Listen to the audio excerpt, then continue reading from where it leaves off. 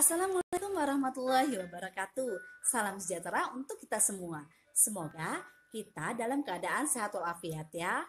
Masih di mata pelajaran pendidikan Pancasila dan Kewarganegaraan. Materi yang akan kita bahas adalah sistem hukum dan peradilan nasional.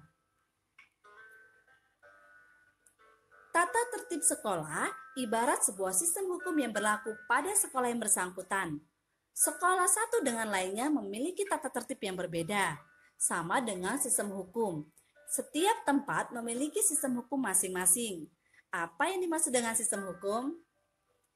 Nah, pada materi sistem hukum nasional ini kita akan membahas hakikat hukum dan tata hukum nasional. Hakikat hukum. Hukum pada hakikatnya merupakan pagar pembatas agar kehidupan manusia aman dan damai. Coba bayangkan jika seandainya di negara kita ini tidak ada hukum. Dapat diperkirakan kesemrawutan akan terjadi dalam segala hal, mulai dari kehidupan pribadi sampai pada kehidupan berbangsa dan bernegara. Dapat kita simpulkan bahwa hukum itu merupakan aturan, tata tertib, dan kaidah hukum.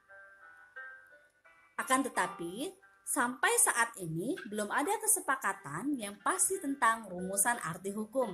Untuk merumuskan pengertian hukum tidaklah mudah, karena hukum itu meliputi banyak segi dan bentuk, sehingga satu pengertian tidak mungkin mencakup keseluruhan segi dan bentuk hukum.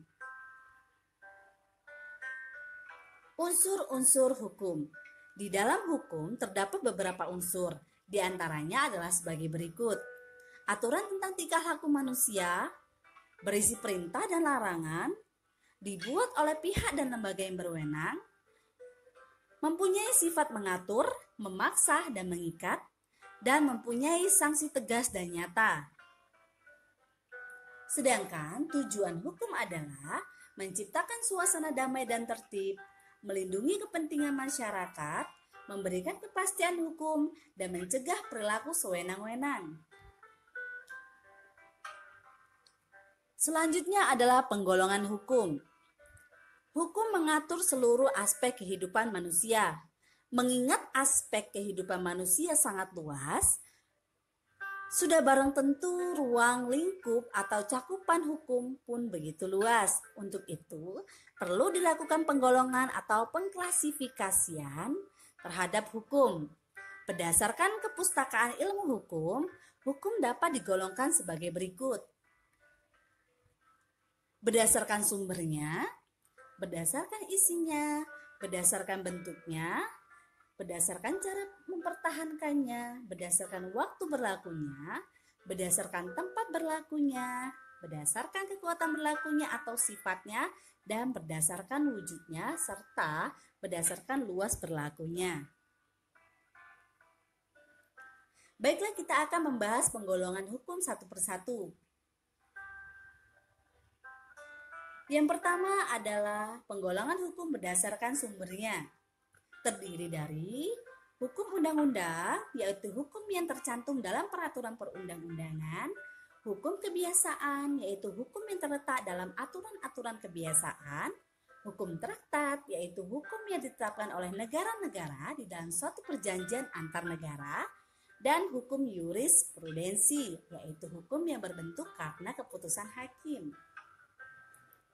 Selanjutnya, penggolongan hukum berdasarkan isinya. Terdiri dari hukum privat atau sipil, yaitu hukum yang mengatur hubungan antar individu satu dengan individu yang lain, termasuk negara sebagai pribadi. Hukum privat terbagi atas hukum perdata dan hukum perniagaan. Yang kedua, hukum publik, yaitu hukum yang mengatur hubungan antar negara dengan individu atau warga negara, menyangkut kepentingan umum atau publik. Hukum publik terdiri atas hukum pidana, hukum tata negara, hukum tata usaha negara, dan hukum internasional. Penggolongan berdasarkan bentuknya dibagi menjadi hukum tertulis, yaitu peraturan yang dapat kita lihat dan rasakan serta kita ketahui, dan hukum tidak tertulis, yaitu hukum hidup dan diyakini oleh warga masyarakat serta dipatuhi dan tidak dibentuk menurut prosedur formal, tetapi lahir dan tumbuh di kalangan masyarakat itu sendiri. Selanjutnya penggolongan berdasarkan cara mempertahankannya. Dibagi menjadi dua, hukum material dan hukum formal. Hukum material yaitu hukum yang mengatur hubungan antar anggota masyarakat yang berlaku umum serta hal-hal yang dilarang dan dibolehkan untuk dilakukan. Contohnya hukum pidana, hukum perdata, hukum dagang, dan sebagainya. Hukum formal yaitu hukum yang mengatur bagaimana cara mempertahankan dan melaksanakan hukum material. Contohnya hukum acara pidana atau KUHP dan hukum acara perdata dan sebagainya. Penggolongan berdasarkan waktu berlakunya dibagi menjadi dua, yaitu ius constitutum atau hukum positif dan ius constituendum atau hukum negatif. Hukum positif yaitu hukum yang berlaku sekarang bagi suatu masyarakat tertentu dalam suatu daerah tertentu. Misalkan contoh dari ius constitutum adalah Undang-Undang Dasar Negara Republik Indonesia tahun 1945, Undang-Undang Republik Indonesia Nomor 12 Tahun 2006 tentang Kewarganegaraan Republik Indonesia. Sedangkan ius constituendum adalah hukum yang diharapkan berlaku pada waktu yang akan datang, misalkan rancangan undang-undang atau RUU.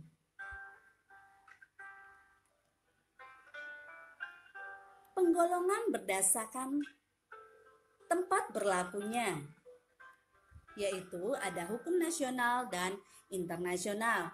Hukum nasional yaitu hukum yang berlaku dalam wilayah suatu negara. Hukum internasional, hukum yang mengatur hubungan hukum antar negara dalam dunia internasional. Hukum internasional berlakunya secara universal, baik secara keseluruhan maupun terhadap negara-negara yang mengikat dirinya pada suatu perjanjian internasional. Selanjutnya penggolongan berdasarkan kekuatan berlakunya atau sifatnya. Dibagi menjadi dua, yaitu hukum yang memaksa dan hukum yang menatur. Hukum yang memaksa yaitu hukum yang dalam keadaan bagaimanapun harus dan mempunyai paksaan mutlak. Misalnya, melakukan pembunuhan, maka sanksinya secara paksa wajib dilaksanakan.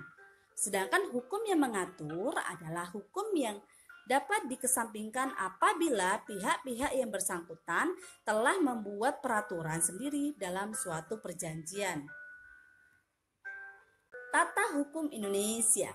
Tata hukum Indonesia ditetapkan oleh masyarakat hukum Indonesia. Oleh karena itu, tata hukum Indonesia baru ada ketika negara Indonesia diproklamirkan pada tanggal 17 Agustus 1945.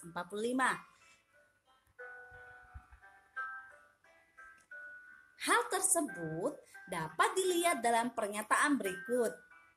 Pembukaan Undang-Undang Dasar Negara Republik Indonesia tahun 1945 dan Naskah Proklamasi Kemerdekaan.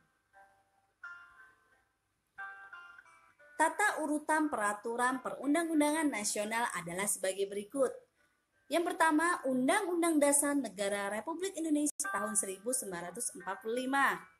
Yang kedua, Ketetapan Majelis Permusyawaratan Rakyat, Undang-undang atau peraturan pemerintah pengganti undang-undang, peraturan pemerintah, peraturan presiden, peraturan daerah provinsi, dan peraturan daerah kabupaten atau kota. Demikian materi tentang sistem hukum nasional pada kali ini. Mudah-mudahan apa yang kita bahas akan bermanfaat dalam kehidupan sehari-hari. Tetap semangat, terus belajar, dan jadilah kebanggaan orang tua. Wassalamualaikum warahmatullahi wabarakatuh.